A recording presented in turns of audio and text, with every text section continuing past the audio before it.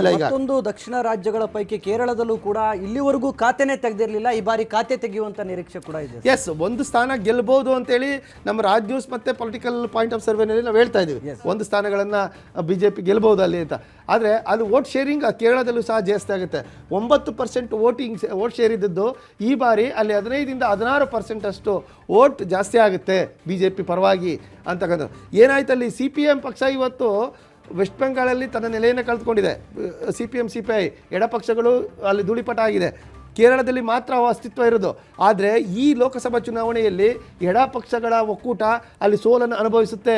ಕಾಂಗ್ರೆಸ್ ಅಲ್ಲಿ ತನ್ನ ಸ್ಥಾನವನ್ನು ಭದ್ರಪಡಿಸ್ಕೊಳ್ಳುತ್ತೆ ಅನ್ನೋ ಮಾಹಿತಿ ಇದೆ.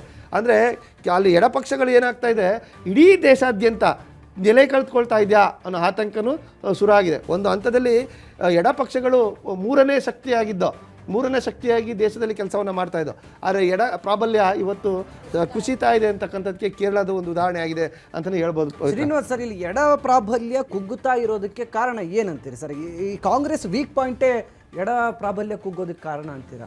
ಇಲ್ಲ, ಎಡ ಪಕ್ಷಗಳ ಒಂದು ಪ್ರಾಬಲ್ಯ ಕುಗ್ಗೋದಕ್ಕೆ ಪ್ರಮುಖವಾಗಿರ್ತಕ್ಕಂಥ ಕಾರಣ BJPಯ ಒಂದು ಪ್ರಭಾವನೆ ಅಂತ ಹೇಳ್ಬೋದು. ಯಾಕಂತಂದರೆ ಮೋದಿಯವರು ದಕ್ಷಿಣ ಭಾರತಕ್ಕೆ ಬಂದಾಗ ಇಲ್ಲಿನ ವಿಚಾರಗಳನ್ನ ಪ್ರಸ್ತಾಪ ಮಾಡ್ತಾ ಹೋಗ್ತಾರೆ. ಯಾಕಂದರೆ ಎಡಪಕ್ಷಗಳಿಂದ ಏನಾಗ್ತಾ ಇದೆ, ಕಾಂಗ್ರೆಸ್ಸಿಂದ ಏನಾಗ್ತಾ ಇದೆ, AIADMKಯಿಂದ ಏನಾಗ್ತಾ ಇದೆ, DMKಯಿಂದ ಏನಾಗ್ತಾ ಇದೆ ಅನ್ನೋದ್ರ ಬಗ್ಗೆ ಎಲ್ಲ ವಿಚಾರಗಳನ್ನ ಪ್ರಸ್ತಾಪ ಮಾಡ್ತಾನೆ ಹೋಗ್ತಾರೆ. ಅಂದರೆ ಉತ್ತರ ಭಾರತಕ್ಕೆ ಹೋದರೆ ಮತ್ತೆ ಏನು ಹೇಳ್ತಾರೆ, ದಕ್ಷಿಣ ಭಾರತದವರು ಆರೋಪ ಮಾಡ್ತಾರೆ, ಉತ್ತರ ಭಾರತದವರು ಗೋಮೂತ್ರವನ್ನು ಸೇವಿಸ್ತಾರೆ. ಅಂದರೆ ಇಲ್ಲಿ ಪ್ರಧಾನಮಂತ್ರಿ ಯಾವ ಭಾಗಕ್ಕೆ ಏನು ಹೇಳಬೇಕು ಅನ್ನೋದನ್ನು ರೆಡಿಯಾಗೇ ಬಂದಿರ್ತಾರೆ ಅಂತ. ಹೀಗಾಗಿ ಅಲ್ಲಿ ಅಯ್ಯಪ್ಪ ಸ್ವಾಮಿ ಟೆಂಪಲ್ ದರ್ಶನ ವಿಚಾರದಲ್ಲಿ ಆಗಿರ್ತಕ್ಕಂಥ ಗೊಂದಲಗಳಾಗಿರ್ಬೋದು. ಅಂದರೆ ಹಿಂದೂ ಅಜೆಂಡಾ ಇದನ್ನು ಆದಷ್ಟು ಪ್ರಬಲಗೊಳಿಸಬೇಕು ಅಂತೇಳಿ ಪ್ರಯೋಗಶಾಲೆಗಳು ಇವೆಲ್ಲ ದಕ್ಷಿಣ ಭಾರತದಲ್ಲಿ ತಮಿಳುನಾಡು ಆಗಿರ್ಬೋದು, ಕೇರಳ ಆಗಿರ್ಬೋದು, ಕೆಲವೊಂದಿಷ್ಟು ಪ್ರಯೋಗಶಾಲೆಗಳು ಎಲ್ಲೆಲ್ಲಿ BJP ಖಾತೆ ಇಲ್ಲಿ ತೆರೆದಿಲ್ಲ ಅಲ್ಲಿ BJP ಖಾತೆಗಳನ್ನ ತೆರೀಲೇಬೇಕು ಅನ್ನೋ ಒಂದು ಅಚಲವಾಗಿರ್ತಕ್ಕಂಥ ಒಂದು ಗುರಿ ಇಟ್ಟುಕೊಂಡೇ ಮೋದಿಯವರು ಈ ಕೆಲಸಗಳನ್ನು ಮಾಡಿದ್ರು ಅಂತ. ಅದರ ಒಂದು ಎಫೆಕ್ಟ್ ಆಗಿದೆ ನೋಡಿ. ಅವರು ತಮಿಳುನಾಡಿಗೆ ಎಷ್ಟು ಸಾರಿ ಬಂದು ಹೋದರು, ಕರ್ನಾಟಕಕ್ಕೆ ಬರೋದಕ್ಕಿಂತ ಹೆಚ್ಚಿಗೆ ಅವರು ಈ ಸಾರಿ ತಮಿಳುನಾಡಿಗೆ ಹೋದರು ಮತ್ತು ಕೇರಳಕ್ಕೆ ಕೂಡ ಹೋದರು.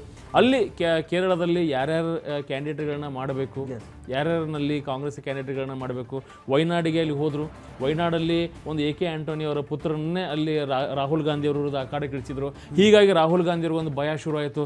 ಮತ್ತೆ ಅವ್ರು ಎಲ್ಲಿಗೆ ಬಂದರು, ಉತ್ತರ ಭಾರತಕ್ಕೆ ಬಂದರು.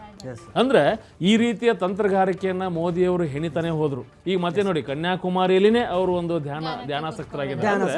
ಅವರಿಗೆ ಇವತ್ತು ಮೋದಿ ಅವರು ಈ ಭಾಗಗಳಲ್ಲಿ ಹಿಂದುತ್ವದ ಒಂದು ಪ್ರಯೋಗಶಾಲೆಗಳನ್ನು ಶುರು ಮಾಡ್ತಾ ಇದ್ದಾರೆ. ಮುಂದಿನ ದಿನಗಳಲ್ಲಿ ದೊಡ್ಡ ಮಟ್ಟದಲ್ಲಿ ಆಗುವ ಸಾಧ್ಯತೆಗಳಿದೆ.